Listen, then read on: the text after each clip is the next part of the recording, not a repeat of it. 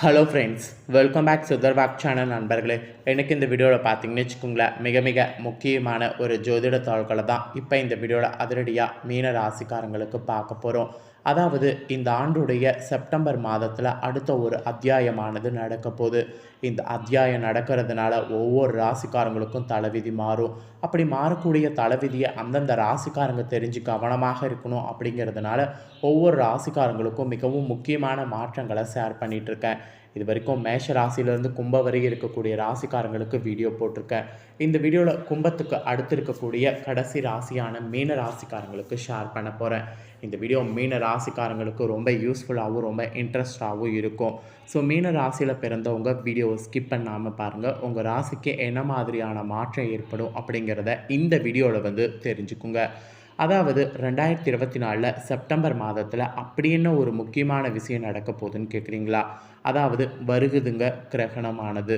அதாவது 2024 வருகிறது சந்திர கிரகணம். இந்த சந்திர கிரகணம் செப்டம்பர் மாதம் என்ன தேதி நேரம், இது இந்தியாவில் தெரியுமா தெரியாதா? இந்த நாளில் மீன ராசிக்காரங்க என்ன செய்யணும், என்ன செய்யக்கூடாது, என்ன மாதிரியான மாற்றம் ஏற்படும் அப்படிங்கிறத எல்லாமே இப்போ இந்த வீடியோவில் ஷேர் பண்ண போகிறேன். மீன ராசிக்காரங்க உங்கள் ராசிக்கு என்ன மாதிரியான பலன்கிறத தெரிஞ்சுக்குங்க. முதல்ல கிரகணம் நடக்கக்கூடிய தேதி நேரத்தெல்லாம் பார்க்கலாம் வாங்க. இந்த ஆண்டில் மீண்டும் செப்டம்பர் மாதம் சந்திர கிரகணமானது நிகழ இருக்குது. இந்த சந்திர கிரகணம் செப்டம்பர் 18ஆம் தேதி அன்னைக்கு நிகழ இருக்குது. இந்த சந்திர கிரகணம் ஒரு பயங்கரமான கிரகணமாக பார்க்கப்படுது. இந்த கிரகணத்துடைய மொத்த கால அளவு 4 மணிலிருந்து 6 நிமிடங்கள் இருக்கும் என்று குறிப்பிடப்படுது. இதுதான் உலகின் பல பகுதிகளில் தெரியும் என்று சொல்லப்படுது. மேலும் இந்த கிரகணம் பார்த்திங்கன்னு வச்சுக்கோங்களேன், செப்டம்பர் மாதம் கரெக்டாக புரட்டாசி 2ஆம் தேதி புதன்கிழமை பௌர்ணமி அன்னைக்கு நடைபெறுது. இந்த சந்திர கிரகணம் செப்டம்பர் 18ஆம் தேதி அந்த நாளில் நிகழும்போது கிரகணத்தில் கதிரவு ஒளியால் ஏற்படக்கூடிய பூமியின் நிழலுக்குள் நிலவு கடந்து செல்லும் போது ஒரு விஷயம் மறைக்கப்படும். அந்த ஒரு நிகழ்வு தான் கிரகணமாக பார்க்கப்படுது. பொதுவாக சந்திர கிரகணமாக இருந்தாலும் சரி, சூரிய கிரகணமாக இருந்தாலும் சரி, உலகம் முழுவதும் எப்போதுமே மிகுந்த ஆர்வத்தோடு இந்த கிரகணமானது பார்க்கப்படும். இந்த ஆண்டில் மொத்தம் 2 சந்திர கிரகணங்கள் நடக்கும். இந்த ஆண்டில் முதல் சந்திர கிரகணமானது ஏற்கனவே மார்ச் 25, 2024 அன்னைக்கு நிகழ்ந்தது. இப்போது இரண்டாவது சந்திர கிரகணம் செப்டம்பர் 18, 2024 அன்னைக்கு நிகழ இருக்குது. இது ஒரு பகுதி சந்திர கிரகணமாக இருக்கும். இது உலகின் பல பகுதிகளில் தெரியும் என்று குறிப்பிடப்படுது. மேலும் இந்த சந்திர கிரகணம் இந்த நாளில் எந்த நேரத்தில் நடைபெறும் அப்படிங்கிறத சொல்கிறேன், அதை நோட் பண்ணிக்கோங்க. செப்டம்பர் 18ஆம் தேதி இந்திய நேரப்படி காலை 6:11 மணிக்கு நிகழ்கிறது. இந்த சந்திர கிரகணம் காலை 10:17 மணிக்கு முடிவடைகிறது. இந்த கிரகணத்துடைய மொத்த கால அளவு 4 மணிலிருந்து 6 நிமிடங்கள் இருக்கும் என்று குறிப்பிடப்படுது.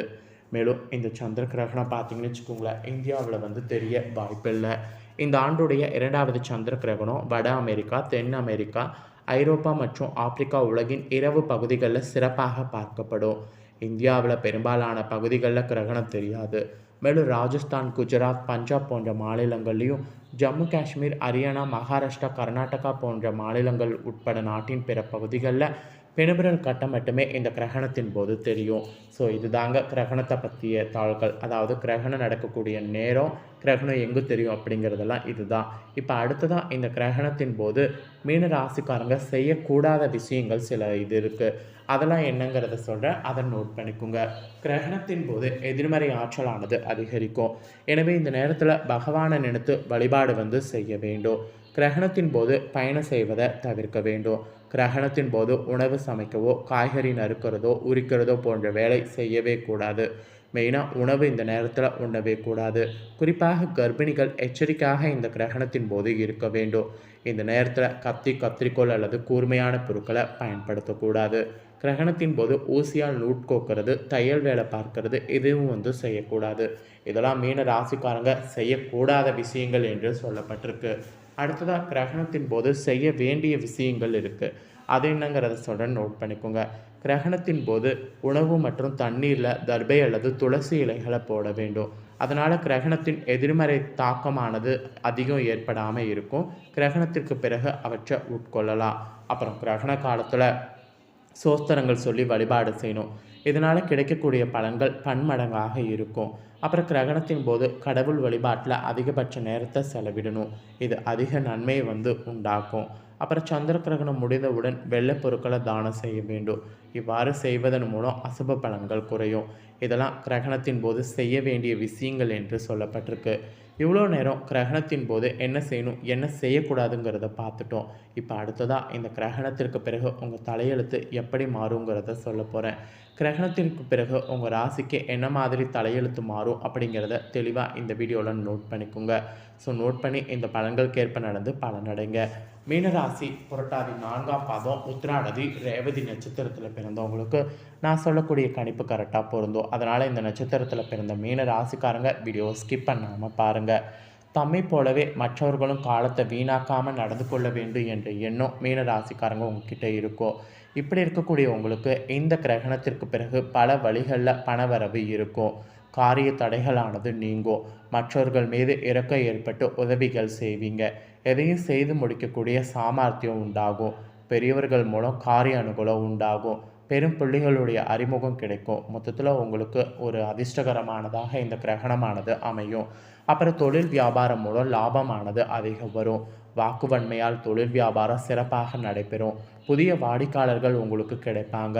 பழைய பாக்கிகள் வசூலாகும். கடன் வசதியெல்லாம் உங்களுக்கு கிடைக்கும். அதற்கேற்ப தொழிலை விரிவுபடுத்தலாம். அப்புறம் உத்தியோக ரீதியாக பார்க்கும்போது உத்தியோகத்தில் இருப்பவர்களுக்கு புதிய பதவி கிடைக்கும். அந்தஸ்தானது உயரும். நிலுவையில் இருந்த பணமானது சேரும். மொத்தத்தில் உங்களுக்கு அதிர்ஷ்டம் என்று இந்த டைம் குறிப்பிடப்பட்டிருக்கு. அப்புறம் குடும்ப ரீதியாக பார்க்கும்போது மகிழ்ச்சியான கொண்டாட்டங்கள் இருக்கும். குடும்ப சுகம் பூரணமாக கிடைக்கும். கணவன் மனைவிக்கிடையே திருப்தியான பெருமை பார்த்திங்கன்னு வச்சுக்கோங்களேன் ஏற்படும். அதாவது திருப்தியான நிலை காணப்பட்டு பிள்ளைகளால் உங்களால் பெருமை உண்டாகும். சுப காரியங்களில் குடும்பத்தினருடன் கலந்து கொள்வீங்க. வாய்க்கு ருசியான இனிப்பு மற்றும் உணவானது கிடைக்கும். அப்புறம் பெண்களுக்கு கூட எடுத்த வேலையை வெற்றிகரமாக செய்து முடிக்க முடியும். பெரியோர்கள் மூலம் அனுகூலமானது உண்டாகும். பணவரவு திருப்தி தரும். அரசியல் இருக்கிறவங்களுக்கு கூட லாபமான காலமாக அமையும். பணவரவு திருப்தி தரும். எதிர்பார்த்த செய்தி உங்களுக்கு சேரும். சிலர் மேலிடத்தில் நேரடியாக அங்கீகாரத்தை பெறுவதற்கும் வாய்ப்பு இருக்குது. அப்புறம் கலைத்துறையில் இருக்கிறவங்களுக்கு உங்கள் கௌரவமானது உயரும்.